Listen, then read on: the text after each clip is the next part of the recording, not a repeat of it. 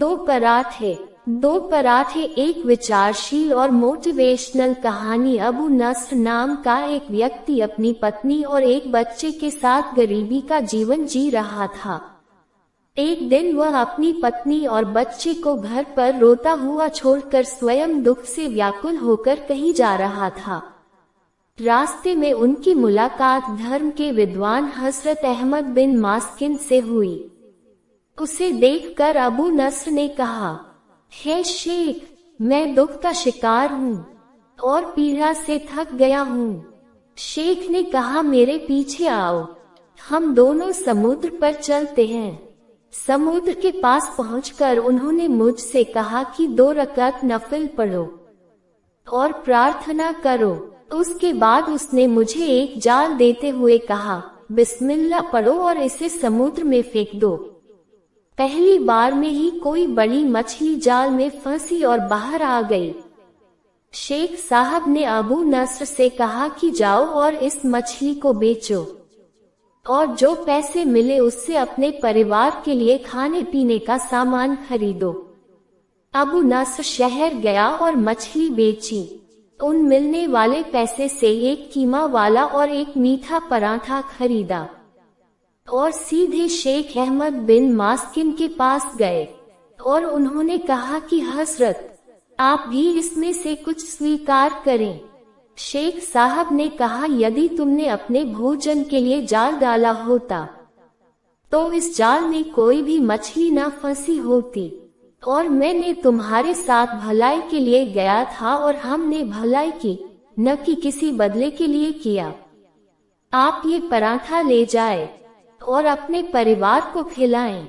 अबू नस्र खुशी खुशी पराठे लेकर अपने घर की ओर जा रहा था और रास्ते में उसने एक औरत को भूख के कारण रोते हुए देखा, जिसके पास उसका चिंतित पुत्र भी बैठा था। अबू नस्र ने अपने हाथों में रखे पराठा को देखा और खुद से कहा, इस महिला और उसके बच्चों और मेरे अपने बच्चों और पत्नी के बीच क्या अंतर है? यही मामला है, वे भी भूखे हैं, मेरे बाल बच्चे भी। पराठे किसे दूं? मैंने उस महिला की आंखों में आंसू देखा और उसके आंसू हम नहीं देख सका और वह महिला सिर झुका लिया। उसने महिला को पराठा देते हुए कहा, यह लीजिए, खुद भी खाएं और अपने बेटे को भी खिलाएं। महिला के चेहरे पर खुशी और बेटे के चेहरे पर मुस्कान फैल गई। अबू नस्र भारी मन से घर लौटा। सोच रहा था कि वह अपनी भूखी पत्नी और बेटे का सामना कैसे करेगा। मैदान में उसने एक आदमी को कहते हुए सुना, कोई है जो मुझे अबू नस्र से मिलवा सकता है? लोगों ने उससे कहा, देखो, यही अबू नस्र है। उन्होंने अबू नस्र से कहा, तुम्हारे पिता ने 20 साल पहले मुझे 30,000 दिरहम सौंपे थे, लेकिन यह नहीं बताया गया कि इस पैसे का क्या करना है। चूंकि तुम्हारे पिता की मृत्यु हो गई, मैं किसी ऐसे व्यक्ति की तलाश कर रहा हूँ जो मुझे आपसे मिलवा सके। आज तुम मिल गए, तो यहाँ मेरे पास 30,000 दिरहम हैं। यह तुम्हारे पिता की संपत्ति है। अबू नस्र कहते हैं, मैं बैठे बैठे अमीर बन गया। मेरे कई घर बन गए और मेरा व्यवसाय बढ़ता रहा। मैं अल्लाह के नाम पर देने में कभी कंजूस नहीं की। मैं एक बार में 1,000 दिरहम दान में देता था। मुझे अपने आप पर ईर्ष्या होती थी कि भगवान की कृपा से मैं कितना उदार दान देने वाला बन गया हूँ। एक बार मैंने सपना में देखा कि हिसाब किताब का दिन आ गया है और मैदान हशर में तराजू लगी हुई है।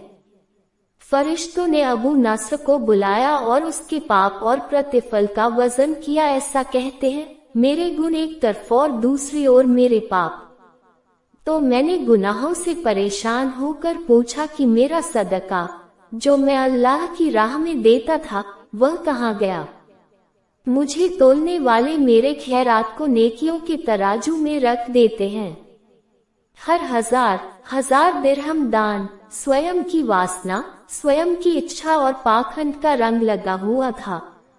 जिसने ये भिक्षा रुई से भी हल्की कर दी।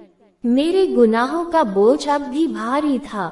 मैंने रोते हुए कहा, ओह, मैं कैसे जीऊंगा। फरिश्तों ने मेरी बात सुनी और फिर पूछा, कुछ बचा हो तो ले आओ। मैंने एक देवदूत को हाँ कहते हुए सुना। उनकी तरफ देखते हुए, और ऐसे पराठे भी हैं जिन्हें अभी तक स्केल नहीं किया गया है।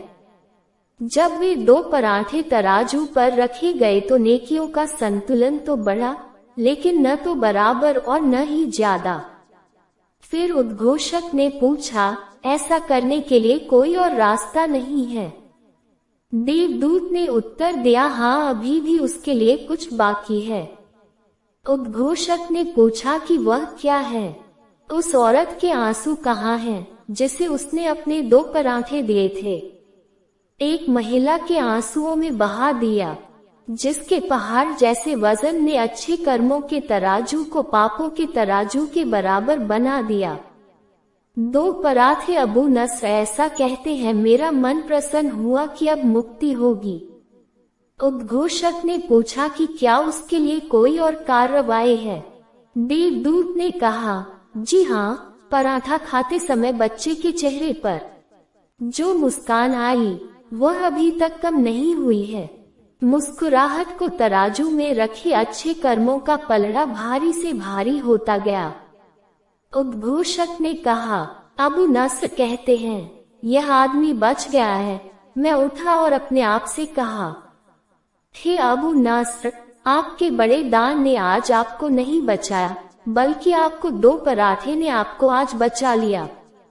मेरे प्यारे दोस्तों, आइए इस कहानी से हमें क्या सीख मिला? अगर अल्लाह की कृपा और करम से तुम्हें माफ कर दिया है, इसलिए परमेश्वर की पवित्रता के साथ अपने धन का उचित उपयोग करें। यदि आपकी संपत्ति और संपत्ति पर आपका, आपके परिवार का, आपके रिश्तेदारों आप पर अधिकार है, इसलिए गरीबों का भी उसी धन पर अधिकार है।